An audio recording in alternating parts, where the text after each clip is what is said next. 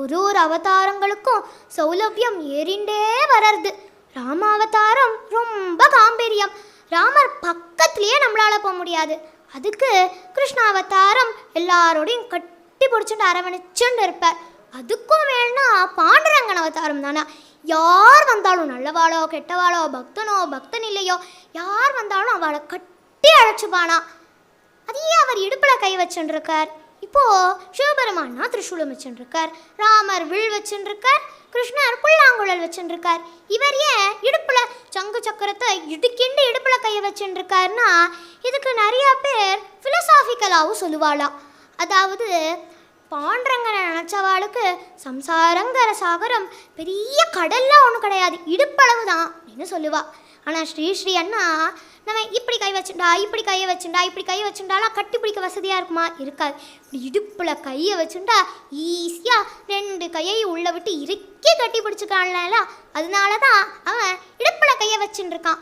அப்பேற்பட்ட சுலபமான தெய்வம் இந்த பாண்டுரங்கன். எல்லா அவங்களையும் விட்டேவரியுபா விட்டேவரியுபா விட்டேவரியுபான்னு வரும். விட்டேவரியுபானா என்ன? செங்கல் மேலே நிற்கிறவன். இதுலேயே எவ்வளோ சுலபமான தெய்வம்னு தெரியும். ஏன் செங்கல் மேலே நிற்கிறவன் செங்கல் மேலே நிற்கிறவன் செங்கல் மேலே நிற்கிறவன் இதில் என்ன அவ்வளோ ஆனந்தம் இருக்குன்னா, பெரிய பெரிய மந்திர் கட்டினாலும் அவன் இருப்பான். நம்ம ஆற்றுல சின்ன தொட்டில் கட்டி சுகுமார சுந்தரா ஷீர சோரா அப்படின்னு 2 இழுத்தாலும் சந்தோஷமாக கேட்டுப்பான். அது கூட முடியலன்னா பரிபாலய பரிபாலய பரிபாலய ரகுநாதா அப்படிங்கிற தீதிகௌளராக கீர்த்தனத்தில் தியாகராஜர் சொல்கிறார், பெரிய பெரிய மந்திர்லாம் என்னால் கட்ட முடியாது, என் மனசில் நான் அவனை நினச்சிக்கிறேன், என் மனசில் பெரிய பெரிய கோவில் நான் உனக்கு கட்டுறேன் அப்படின்னு ரொம்ப அழகாக சொல்கிறார்.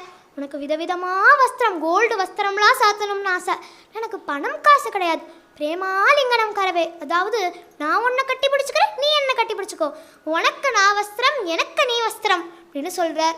இப்போ ஒரு நெய்வேத்தியம் தீபாவளினா ஒரு திரட்டிப்பால் ஒரு ஜிலேபி ஜாங்கிரிலாம் பண்ணணும்னு உனக்கு ஆசை இருந்ததுன்னா நான் என்ன தீபாவளி மட்டும் இல்லை தினமும் விதவித பாவ ரசனங்கள்லாம் பாட்டாக பாடி தள்ளுற, அதுவே உனக்கு நெய்வேத்தியமாகட்டும்.